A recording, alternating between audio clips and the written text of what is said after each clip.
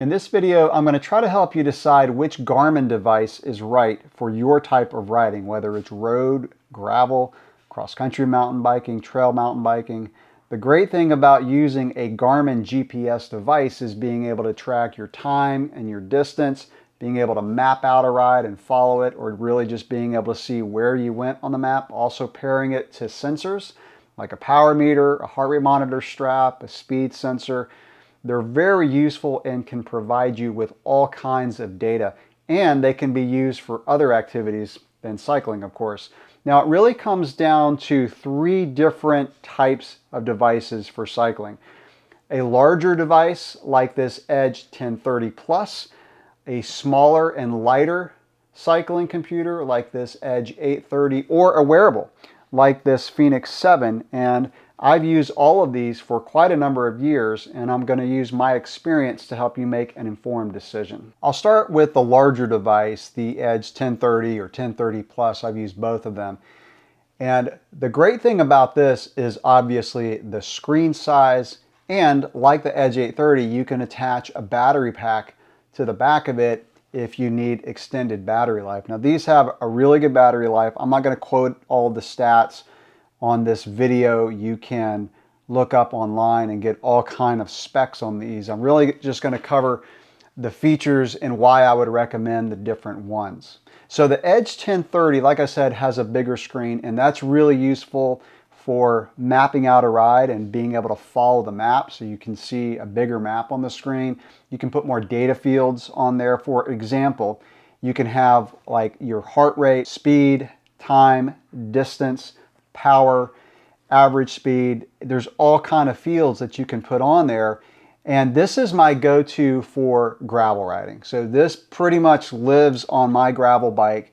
I don't use the larger devices for mountain biking just because of the fact that I'm on rough trails. It can bounce around more. That's not to say it can't be used on a mountain bike. And I know people who do use the larger ones like this 1030 on a mountain bike. If you do that, you're going to need to get the kind of mount where it bolts onto the handlebar versus the O-ring style where it's just a quarter turn mount that mounts directly to the bar, again using O-rings.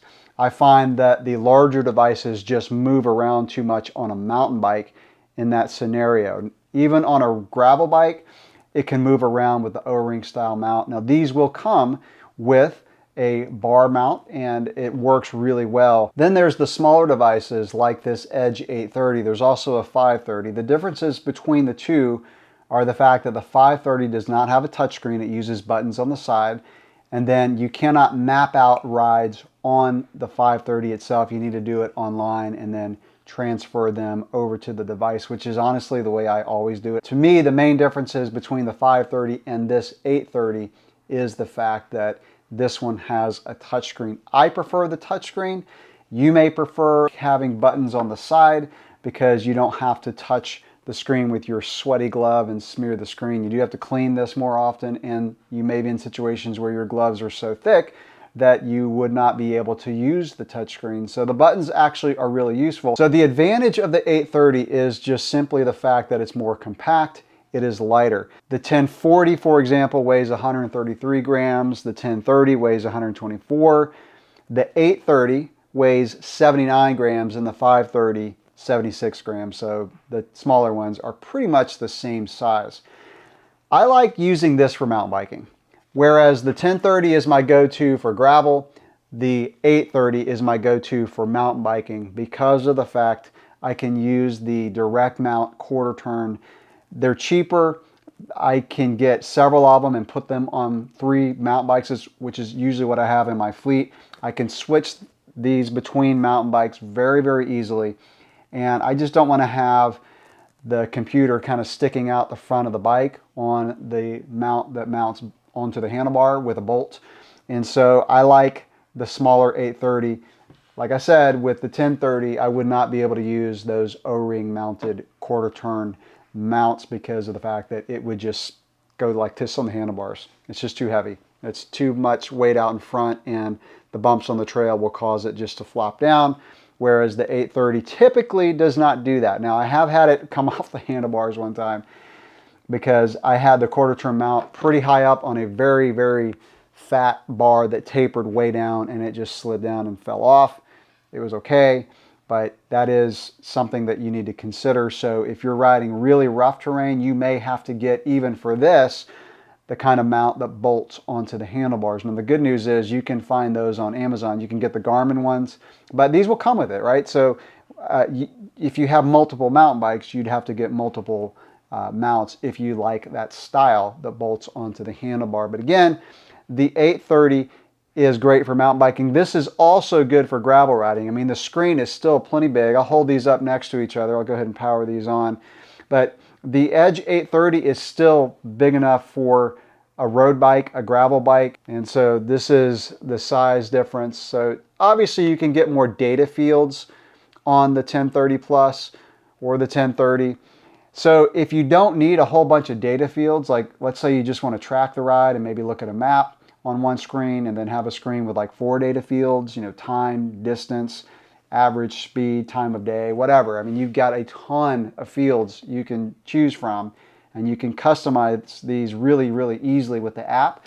So if you like having a bunch of data fields, this will be your computer. If that's not important to you and you want a smaller, more compact design like the 830 or the 530, then this would be your computer. Like I said, plenty big enough for a road bike or gravel bike. If you ride both road and mountain and you want just one computer, this is the one that I would recommend if you don't want a wearable. And I'll talk about the advantage of the wearable. But for me, using a wearable on a gravel or road bike, I would not do that if I like mapping out my ride, which is one of the main reasons I use the 1030 on my gravel bike. Is I love mapping out rides and just following routes and exploring new places. Let's talk about the wearables now, and I'll use my Phoenix 7 as an example. I also have a Vivo Active 4. I used this thing for about 3 years, and it stayed on my wrist that whole 3 years except to charge it, and I really like this. Now, I did have the 830 that I used a lot, and like I said, the 1030 on my gravel bike. I'll go ahead and say right off the bat, if you mountain bike and you do other sports and you only want to buy one device, this is the one I would recommend. And here is why. It is so convenient to have your GPS tracker on your wrist for mountain biking, because you don't have to worry about switching it between bikes. You know when you need to charge it, and it's great for using it for other sports. And when I say other sports, Garmin has so many activities: kayaking, hiking, running, skiing. I mean, you can put like ski maps on this thing, so you can literally like look at trail maps on your device. If you golf, you can download golf courses on the app on the phone, and you can see where you're at on the golf course. So like I said, this thing is so versatile, and not only is it a GPS tracker, but it also tracks things like your sleep, your heart rate throughout the day, and it puts all of those together to give you a body battery score and a training readiness score, which I am actually finding very useful. So like I said, because I have multiple mountain bikes, this is becoming my main computer, and I really, really enjoy it.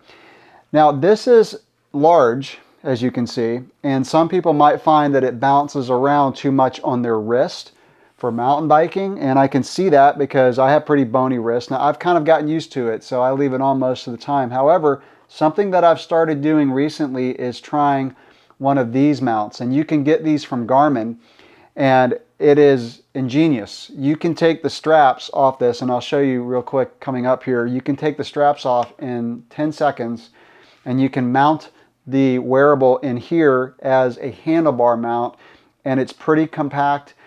If you're only using maybe 3 data screens, 4 at the most at one time, again, you can customize this in the app. It's really easy to do. But if all you need is 3 data screens, this is all you need, whether it's on your wrist or on your handlebar.